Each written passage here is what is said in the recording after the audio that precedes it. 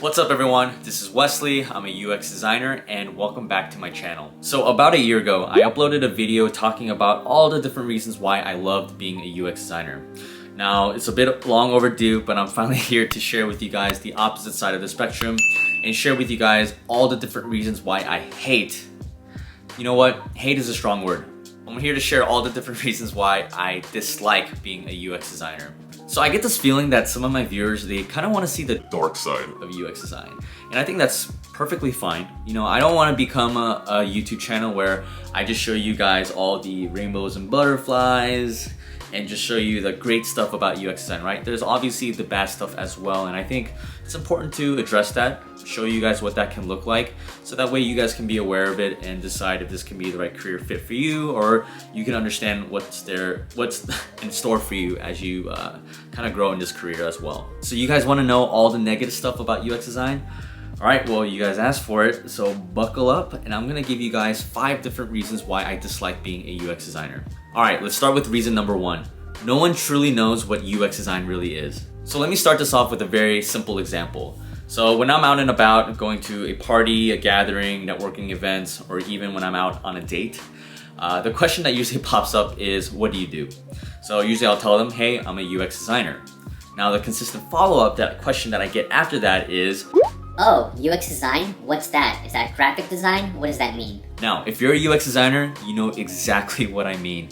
UX design has only been, popping off within the past 5 years as being a hot, trending new career. But before that, it was kind of non-existent. I mean, the career has been around for a while, but the term UX, UI, all those things is fairly new. And I would say a lot of people do not know what that is, especially if you don't work in tech. Now, the example I just shared, it's kind of a joke. You know, I don't really mind explaining what I do, but sometimes it can get just a little bit annoying having to explain my career over and over and over again. Now, to talk about that in a little bit more of a broader sense, a lot of companies out there, they don't even know what UX design is either. As UX design becomes more prevalent today, more and more companies are slowly and finally starting to hire more UX designers for their tech department and for their product teams. But the funny thing is, sometimes I can tell that some of these companies, they don't know what UX design is and they don't know what they're looking for. Another specific example is when you start looking for a job and you go through different job postings, you'll see that a company is trying to hire a UX designer and you'll read through the descriptions, but then that's where you start to see a little bit of the discrepancy. After you finish reading through the entire job posting and descriptions, you'll realize that they're actually looking for a graphic designer. Or you'll notice that they'll use absolutely zero UX terminology throughout the entire description. And a lot of it will just say graphic design, graphic design, graphic design. Another example is when the job description says that they're looking for a UX designer, but they're looking for you to do coding 50% of the time. What? And I think it becomes even more clear when you actually do land a first round interview with the HR recruiter and they start to read through the job description themselves or start to add a little bit more details about what you'll be doing, and then you realize, okay, they're not really looking for a UX designer at all.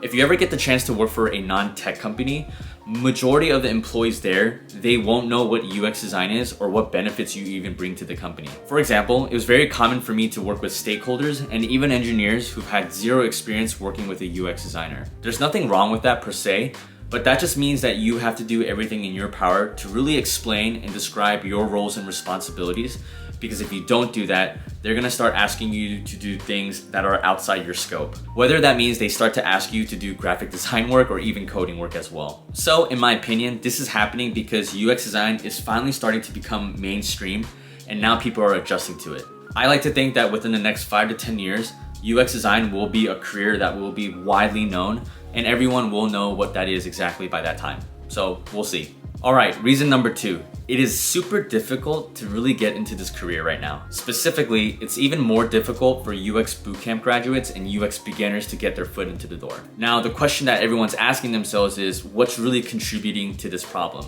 Now, I have my own set of opinions about why I think it's really hard, and I'll share that with you guys, but please take it with a grain of salt. These are just my assumptions and opinions, but I think this will help you guys really understand why it's so damn hard to get into this career. So reason number 1 is that a lot of the non-tech companies that are out there, as they slowly try to involve UX design within their company, they're still a little bit hesitant as to what type of value it really brings to the company, the tech department, and the product team. So imagine you're the first UX director that's been brought into a company, and your job is to essentially start a UX design team from scratch. I'm going to assume that you have a limited budget, which means that you have to start off with a very small UX design team, and you're probably under an enormous amount of stress and pressure as you're trying to create this first UX design team, with there already being concerns and speculations about what it is that you're trying to do. So if you're that UX director and it's your job to start that UX team off right, who are you gonna hire first? Are you gonna hire UX designers with a lot of experience,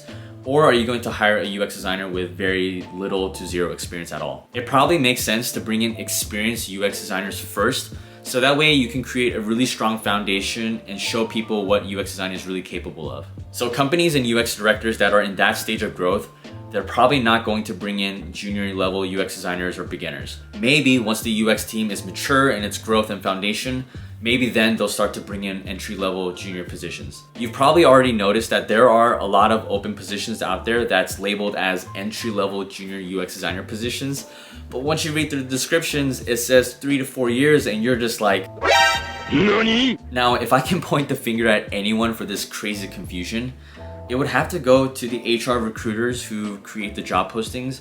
It would kind of have to go to the UX directors and leaders, and even to the company generally overall. Honestly, I just think it's laziness. I don't know what else to say to really describe it, but you just know that it really causes a lot of stress and confusion for people who are clicking into these job postings and they realize that they've been essentially lied to, and that's not exactly what they're looking for. So yeah, it's a pretty big problem. Now, another reason, a lot of the big tech companies, like the FANG companies, a lot of their open junior level UX designer positions that are open, it's only available to recent college graduates who has a degree in HCI or computer science. Now, rumor has it that a lot of the FANG companies, if they see the word bootcamp in your resume and portfolio or application, they're automatically gonna toss it. Now, that's just a rumor, but I've heard something like that before. So that pretty much filters out all the UX bootcamp graduates that are out there trying to apply for these companies. It's pretty crazy because a lot of the college students that graduate with an HCI degree, they all end up getting their first jobs at Amazon, Google, Facebook, the FANG companies, and it's really rare for a UX bootcamp graduate to really compete against those people and to actually land one of the jobs. And I think that's just the reality of it. Final reason, there's way too many UX bootcamps out there and there's too many UX bootcamp graduates. Now, I may be exaggerating just a little bit, but I could probably name at least 15 UX bootcamp programs that are out there, and every 3 to 6 months, there's probably at least 100 students that come out of those programs ready to look for a job.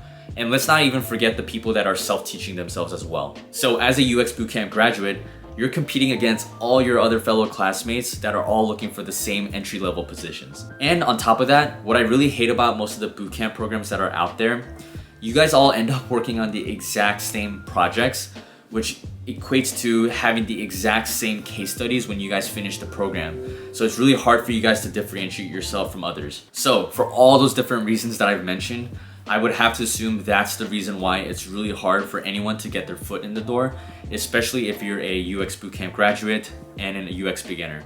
All right, let's go to reason number 3, which is UX designers have to work with others pretty frequently.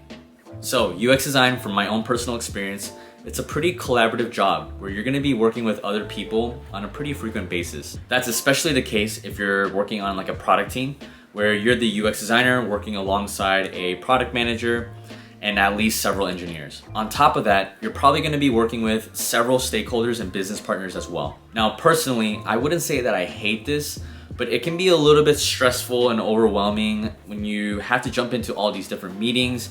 You have to run these different workshops and ideation sessions that have at least 10 different people.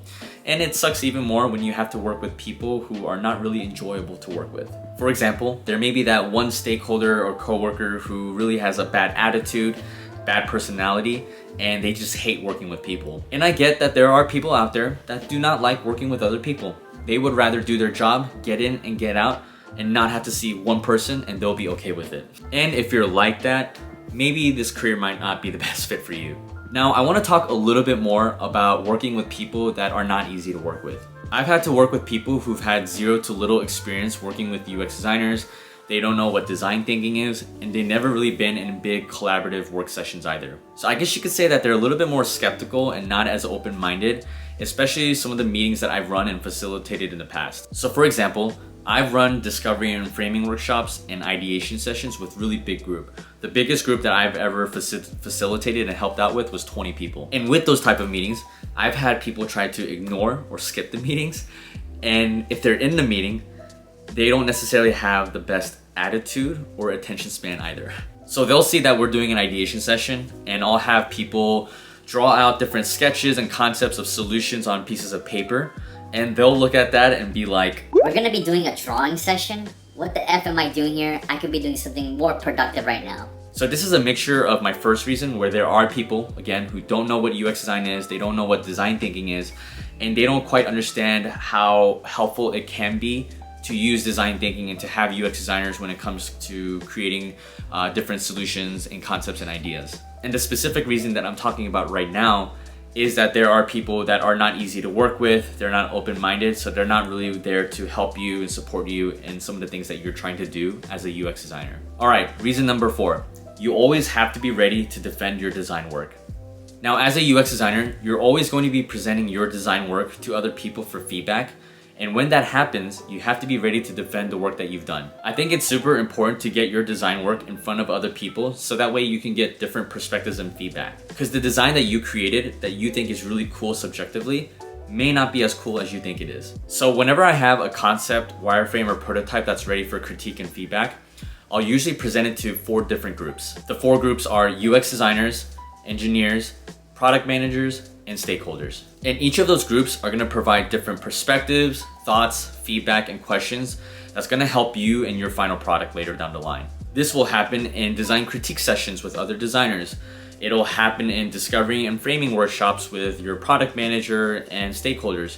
And this will even happen when you do product walkthroughs of your wireframes and prototypes with engineers as well. The PM and stakeholder will usually come from a business perspective.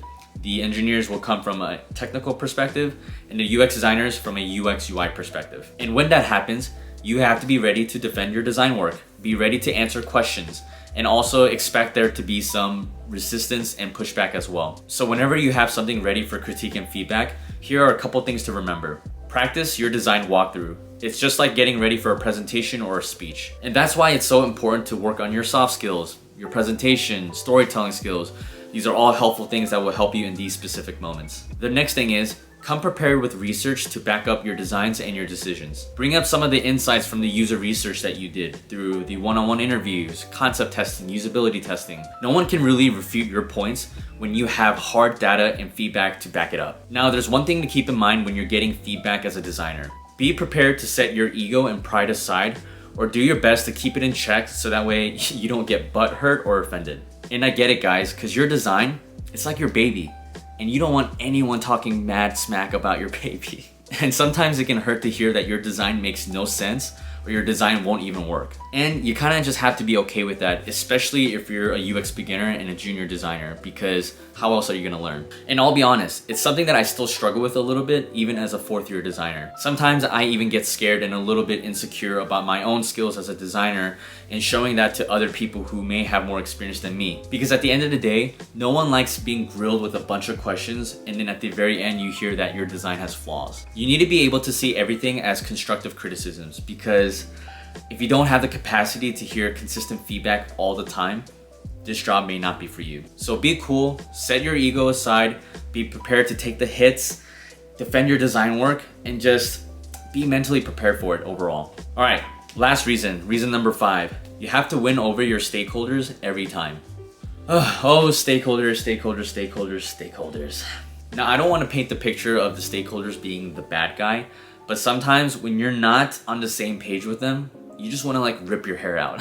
Now, a couple things that you should know about stakeholders. Stakeholders play a crucial part in your entire product journey, from the first discovery to the MVP product. Because they represent the business side of the solution and product, you have to get their full attention, buy-in, and support. Without them, it's almost impossible to really move forward as a product team and even as a designer. Another thing is, they also don't really work in tech. I think it's very important to mention that because they may not have the most experience working with product teams or even UX designers. So they don't really understand the way that you guys flow and the way that you guys approach different problems and solutions. And they're not 100% involved with the things that you're working on a consistent basis. So as a product team, you want to be able to schedule consistent check-in meetings with them in order to provide updates as to what you're working on, and they can do do the same as well. And as a designer, when you're doing discovery and framing workshops, ideation sessions, or even doing a product walkthrough of the different wireframes and prototypes that you have, make sure that you invite them to every single one of those meetings. They are the subject matter experts,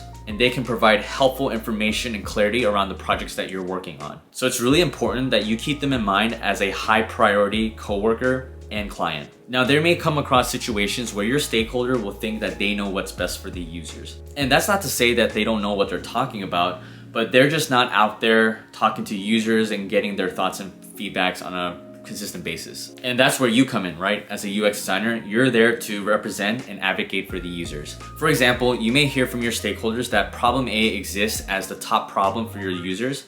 So you as a UX designer, you'll go out, do the interviews, talk to the users in order to essentially validate some of these assumptions and findings that your stakeholders has brought up. And you'll either find out that they were right or that they were completely wrong, and maybe problem B is a higher problem for the users instead of A. And since it's your job to provide user research, that's where you come in to help your stakeholders stay up to date with what's going on with the product and the user experience. And you may come across certain stakeholders that try to fight back because they think they're right. But usually if you do have that hard user data and feedback, it's something that they have a really hard time fighting against. Now, I'm not here to say that they're always going to fight back, but when you don't have your own research and substantial claims and things to really back up the things that you've done, you're not really gonna have a good conversation with your stakeholders, and they're just gonna put your stuff to the side of the table and not consider it a high priority because, from their perspective, you're just saying things without actual proof, data, or evidence. Also, if a stakeholder thinks that problem A has the higher business upside and financial saving because they have their own data and research to back it up, then you may need to take on those projects as a group. And that's the balancing act that you kind of have to do between users and business. Sometimes user needs is more important, and then sometimes the business needs is more important. So usually you have to find the best middle ground between advocating for your users and then also advocating for the business needs as well. So what I'm trying to say is that working with your stakeholders, it's very important, and it can sometimes be a challenge, and you might have to work a little bit harder to make sure that working relationship is good, because if it's not, then it's going to make your job even more difficult. So those are all the different reasons why I dislike being a UX designer. I hope this video was informative for you guys, and I hope it helps you guys see the realistic and challenging aspects of being a UX designer. And knowing that, this can help you guys to understand what this career really is about, and you can decide if this is the right career for you or not. So what do you guys think? Am I spot on? Am I missing anything? I'm sure there are plenty of other reasons why this job kind of sucks and why it's challenging. So please let us know in the comment sections below, and let's have a conversation. Again, thank you guys for watching another video of mine, and I will see you guys in the next video. Peace out.